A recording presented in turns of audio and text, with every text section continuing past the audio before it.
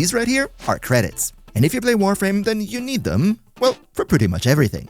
Wanna buy a new blueprint? That costs credits. Craft an item? Credits as well. Do you wanna trade, progress, max out your prime mods? Well, then that'd be 2 million a piece. So, in this video, I have for you the ultimate updated guide on how to farm credits in Warframe right, featuring all important methods from beginner-friendly and convenient to highly optimized, giving you up to 1 million credits in just under 2 minutes. Big shout out to all our generous channel members, and now, let's jump right into it. But okay, the way I want to structure this video is by starting out with the easy and more approachable stuff, and then step by step increase the complexity, ending up at the highly optimized late game methods. And the first thing I want to talk about in this video would be just selling off stuff from your inventory that you don't need anymore. Some popular candidates here would be, of course, the #1 meme item, the Railjack Chassis, which, let me be real, many players will have thousands of in their stockpile.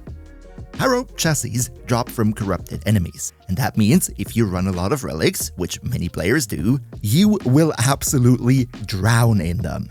So selling your stockpile now and then is something that you should really consider. Other things that you could sell off would include other types of blueprints or items, for example, that you don't have any need for. Just make sure, and please listen to me closely, really only sell off stuff that you know is worthless and that you know you don't need anymore. If you have an item that you're unsure about if it's valuable or not, then rather double check and maybe see if it can be sold for platinum to other players before you just dump it for a couple credits. And then the third big category of items that you can sell off for credits, that would of course be mods.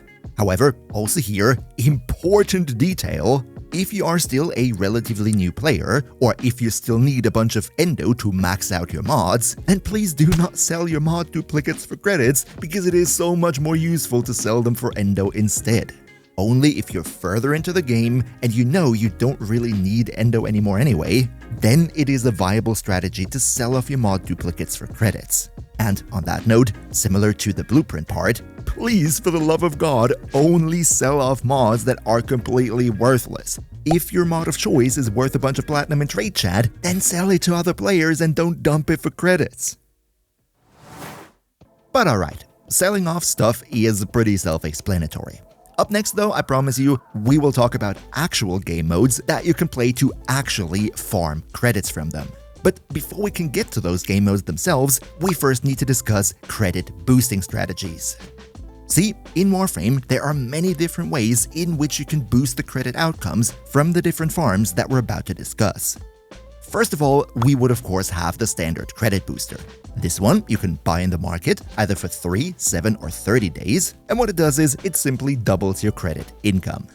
I personally think if you want to get credits faster, then it is viable to get it now and then. However, it's not really worth it to go for the 7 or even a 30-day booster, because it makes much more sense to have like a dedicated credit farming weekend, get the small 3-day booster for that, and after that you will have millions of credits. There's no need to have that booster run forever. Rather, save the platinum here, or you wait until you get a credit booster as your login reward of the day. Then that would be completely for free even. But paid credit boosters are only the peak of the iceberg. There are actually many more ways, such as, for example, the Prosperous Retriever mod. These mods only go on beast-type companions, not on sentinels, and if you want to go on farm credits, then definitely bring a companion with the Prosperous Retriever mod on them. Just one thing I need to say here, these retriever mods only work when you physically pick up credits that are on the floor dropped by enemies, but they unfortunately have no influence on end-of-mission credit rewards. By the way, you get Prosperous Retriever from the business in Fortuna. Next, we would have the first mission of the day bonus. In Warframe, even though the game itself never really teaches you this, the first mission that you finish every single day will give you double the credits. This bonus applies to almost every mission in the game. There are a couple of exceptions, for example the index unfortunately doesn't count, but generally it is a feature that you should know because you can benefit from it by simply making your first run of the day a high payout mission. Up next, we would have the Credit Blessing, which is a little 25% credit booster, but you can get it for free by just going to a relay and interacting with this console right here. if you're mastery rank 30 or higher, you can bestow yourself and everybody else on the relay with the credit booster. However, if you're on a lower mastery rank, then that's usually still no problem. Just go to a full relay and ask in chat if somebody might be willing to give you one. This will then be a 25% credit increase for 3 hours, and it works both on credit pickups as well as end-of-mission rewards. For credit pickups in mission, the 25% are additive to Chroma's effigy and the retriever mods, and for the end-of-mission rewards, the 25% are multiplicative. And speaking of Chroma's effigy, well, Chroma's effigy. See, effigy is a skill of the Warframe Chroma, which can further boost in-mission credit drops. Keep this one in mind for now, because it will become relevant later in the video. And last, but definitely not least, we also have the double credit weekends. These occasionally happen around special events, and what happens here is that during one weekend, your credit gains will be doubled as if you had a double credit booster.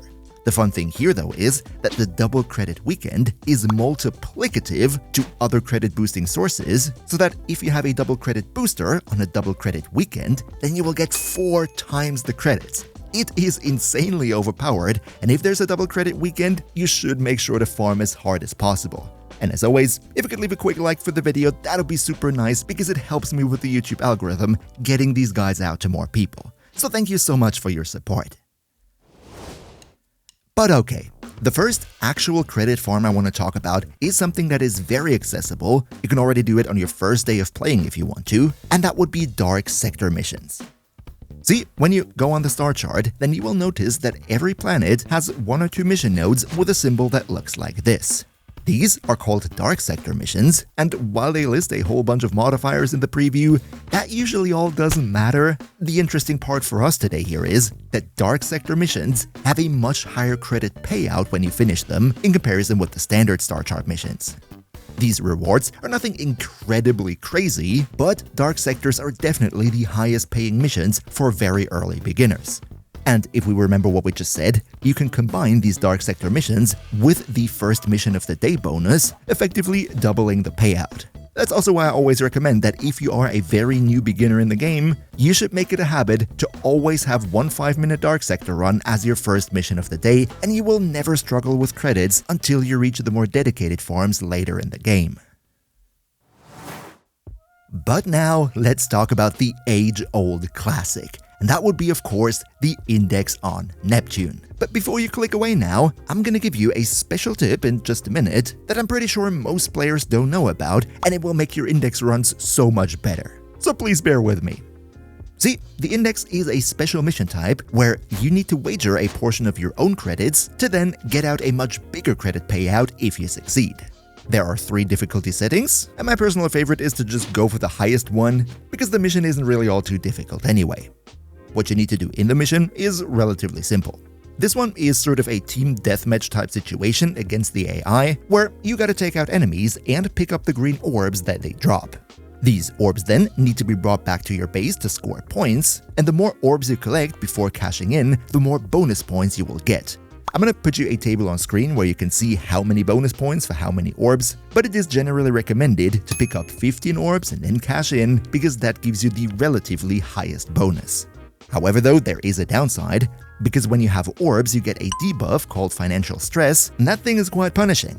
To be more precise, it will drastically reduce your maximum shields and health, all while at the same time bleeding down your energy like crazy.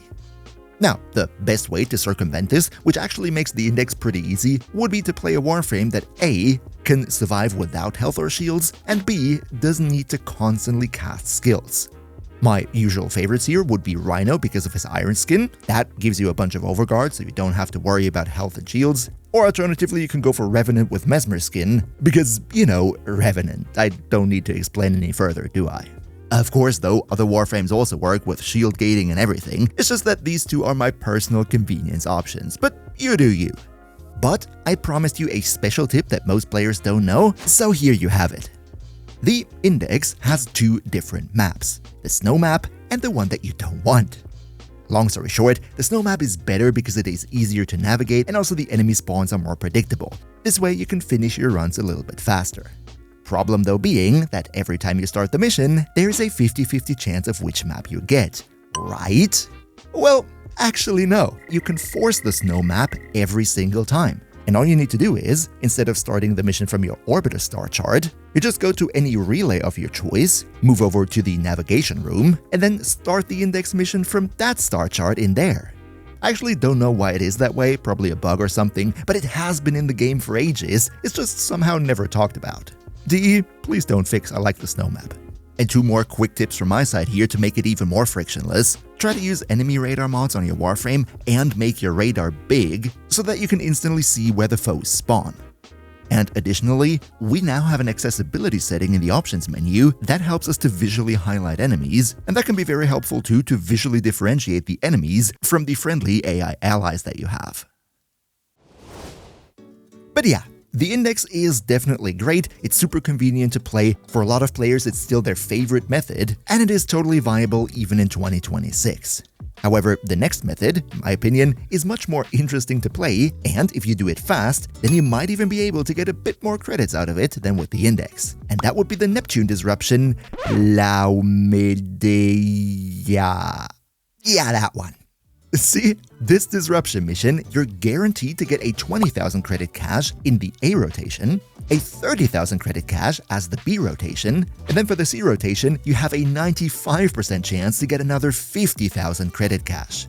So, if you do it quickly and highly optimized, maybe even in a team with your friends, then you will get a bunch of credits out of it.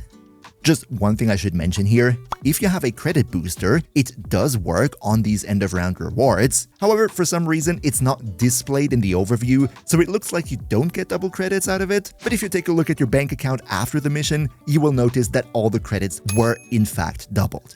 Unfortunately though, the double credit for the first mission of the day booster, that does not apply to this mission, so running it first for a big payout is sadly not an option. Up next, we have 3 more mission types that pay out a bunch of credits, the first of which would be arbitrations. First of all, to unlock arbitrations, you will have to finish the junction from Pluto to Ares. You can then find the arbitrations up here, and for this video, we're not going to make a dedicated arbitrations game mode breakdown. I will make a separate video on that at some point. Because really, the only important part for today is that every arbitration run will give you a 50,000 credit payout at the end. This one benefits from all credit boosters, including the first mission of the day, so if you run an arbitration as your first mission after login, that's a fat 100,000 credits for you. Up next, we would have the Daily Sortie. This one is a game mode that you unlock as you progress through the story, and what it offers is a series of 3 different missions, but also the chance of getting many nice rewards at the very end. A full sortie run pays out a total of 100,000 credits spread out across the 3 missions, which can be very profitable if you're out to get the special sortie rewards anyway. And then finally, we have of course the Archon Hunt, which is essentially a sortie on steroids, giving you even more special rewards, and you can do that once a week. Overall though, these 3 mission types that we just went through, they are good and profitable game modes in and of themselves for the special things that you get from them. However, if you're searching for credits and credits only, then they're not really optimal. It's more of a, if you farm them anyway, you might as well get some bonus credits type of thing. Okay, the next one on the list is one of the overall most profitable game modes in Warframe, and that would be Railjack. See, Railjack in general is a great game mode for a lot of different things. You can farm a bunch of endo, resources, but also, and that is the kicker for today's video, Railjack missions, especially the high-level ones, pay out a bunch of credits at the end. Especially if you play in the highest level area, the Vale Proxima, then you're expecting round about 150,000 credit payout for simply running one of these missions. The most profitable ones here would be Luyan and Sabmir Cloud on the Corpus side of things, as well as R9 and H2 Cloud for the Grenier. All of them give a relatively similar credit payout, but due to the fact that it's different mission types, they will take you different times to complete. My personal suggestion would be just play them all once and then decide which one of them is your favorite. And the great thing about these Railjack missions is that both the first mission of the day bonus, as well as all other types of credit boosters, do apply to the mission payout. Also here though, there is the same bug that I previously mentioned, that it doesn't really show up in the end mission screen, but in reality, you do get the double credit bonus. Overall though, for Railjack, kinda sorta the same thing goes as for the Swordian Arbitrations. It is a great game mode to farm a whole bunch of different stuff at the same time, and I would highly recommend you give it a shot, but if it is exclusively credits that you're looking for and nothing else, no resources, no endo, no nothing, then I would say better focus on other mission types. Such as, for example, the next one on the list, and that would be, of course, the one and only Profit Taker. Oh man, here we go. First of all, in order to even unlock this fight, you need to be max rank with the Solaris United down in Fortuna. That will then allow you to go into the back room right here and start the Profit Taker heist. This is a 4-level mission series where at the very end in level 4, you face off against the big Profit Taker orb in the Orb Veles, which is one of the, probably even the, best credit farm in the game. Don't worry though, you need to do phase 1 to 3 only once, and once you've done that, you can just always do the final fight right off the bat. Now, here's the thing with the Profit Taker. In theory, this is the best credit farm in the game. It can give you over 1 million credits in less than 2 minutes if you do it in the most optimized way possible. But there is a ton of things that go into that if you really want to go that far. And in today's video, we don't have enough time to go over every single detail, so I'm probably going to make a dedicated Profit Taker guide at some point in the future. For the time being though, here are the most important things you need to know. For the Profit Taker credit farm, you want to play with Chroma. Reason for that being the aforementioned skill effigy that he has, which increases credits that you pick up on the ground. When you then fight the Profit Taker, you will notice that she has a shield around her that can only be damaged with one specific damage type. Which one that is showcased over her head, and you need to match that damage type because otherwise you're not even going to be able to shoot down the shield. So what you need to do is either bring a loadout that covers all 13 damage types in the game, or alternatively, you can also use your operator's amp to hit the orb, and that will then recycle the element. If you want to do it fast and optimized though, then you're not going to go for the operator because that's slow, and rather make sure that your 3 weapon slots cover all possible elements. Once you've shot down the shield, then the Profit Taker's legs will become vulnerable, which you can't damage with your normal weapons, but instead you need to have an arc gun with a Gravimag installed. The, by the way, best arc gun to damage the legs would be the Corvus, but very important, the normal one, not the Prime, because at the point of making this video, the hitboxes for the Prime are kinda bugged and you just really don't want to do that. Also, if you want to speed up the whole arc gun in and out transition, then I would recommend at the beginning of the fight, just place down your Necromech on the field, because the Necromech is holding your arc gun by default, so once the shields are down, you can just simply swap into the Necromech, shoot the legs, and then swap out again. This forgoes this whole lengthy calling in arc gun from the sky animation and stuff. And once the legs are shot down, you will be able to damage her body. Now, once you've dealt enough damage to the body, the Profit Taker will transition into the next phase, where she shoots out 4 pylons on the battlefield, which each and of themselves are protected by an energy shield. Now, in order to be able to further damage the Profit Taker now, you first need to take out those 4 pylons. The thing here is, these energy shields block all projectiles, however, we can make that much quicker. See, as our primary weapon, we can use either the Zenith or the Kuva Ogress. The Zenith is an exclusive weapon that you can only get from a login reward, so probably some of you might not have it, but if you do, then that's a nice gun because it has infinite punch through, allowing you to effectively just shoot through the terrain directly onto the pylon.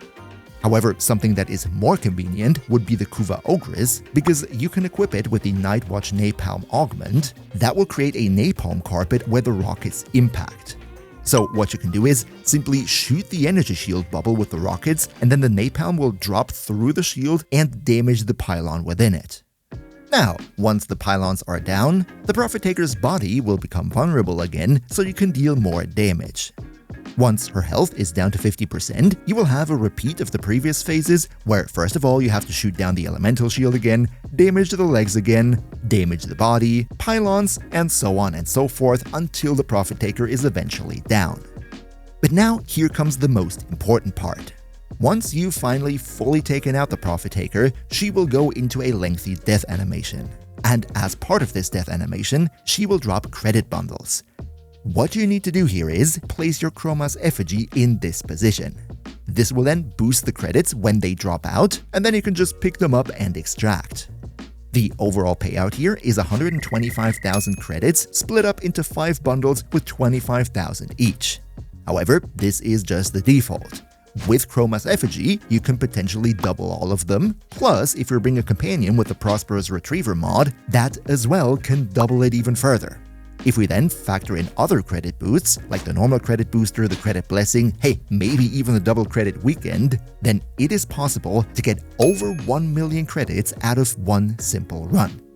And just by the way, if you want to speedrun and optimize the ever-living crap out of your Profit Taker run, then you should absolutely check out this video right here, which is a beautifully made guide by Endrix O explaining every single part of your loadout with builds and everything.